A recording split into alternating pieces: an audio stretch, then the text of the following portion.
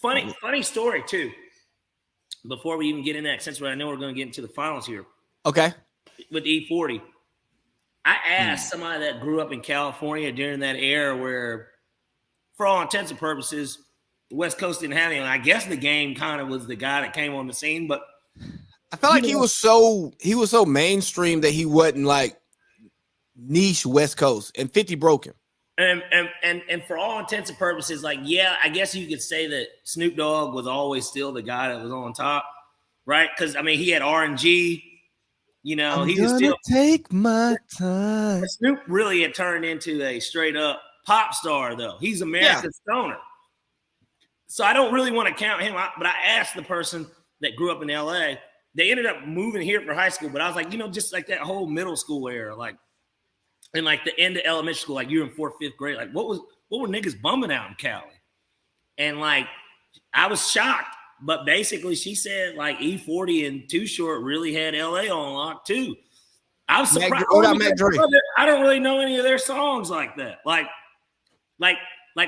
yeah, okay. I think everybody knows with Too Short, like during that era, and Blow the Whistle was like what, 05, 06? Hell if I know. I just know it's old. I mean, it's been out forever and it's hard. It is. It's tough. I love that song. And Jay-Z ripped it too.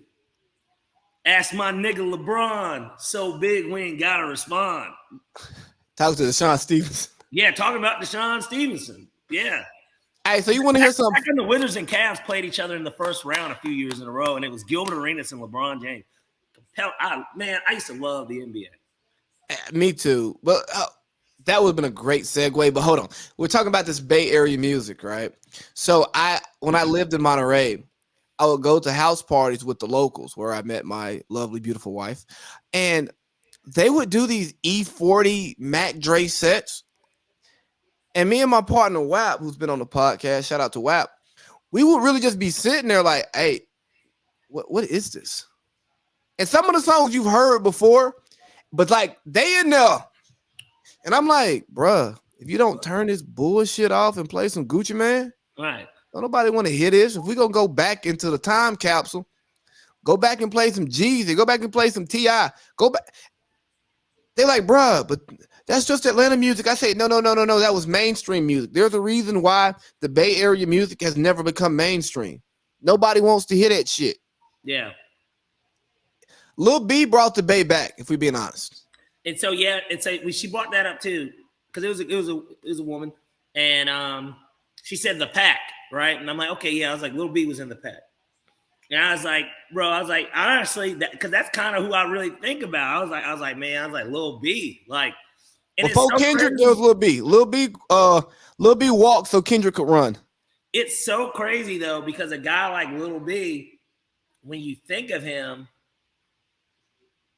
I remember when I first heard him, I thought it was bullshit. Same. And the more you listen to the bullshit, you're like, all right, like you start kind of joking around with turning up to it. Like, you know what I mean? Like you're like joking around. Like, it's like, this is so fucking stupid. It's like, niggas are just going places, just cooking. Like, it's like, this is the dumbest shit ever. But then I was a Lil B fan. Yes, exactly. Bro, I know too many Lil B songs. Like he really changed the game. He did. And bro, when Soulja Boy co-signed him, they started doing shit together. 30,000, 100 million. All my niggas go. So, that shit, yeah. You got. Lil B brought Lil B brought California back. Bro, but even, people try to credit Chief Keef with this. But really, he the first nigga that was doing them just, I'm shooting my video with a cameraman, just me type of shit. He really the one that started that. Like, right, he got a video, the video to Suck My Dick Ho. Yeah. It's like him walking through the mall. Oh, and then think about how vulgar, like, his shit is, too. And then so another person I brought up in that conversation, because it's an interesting conversation when you think of California.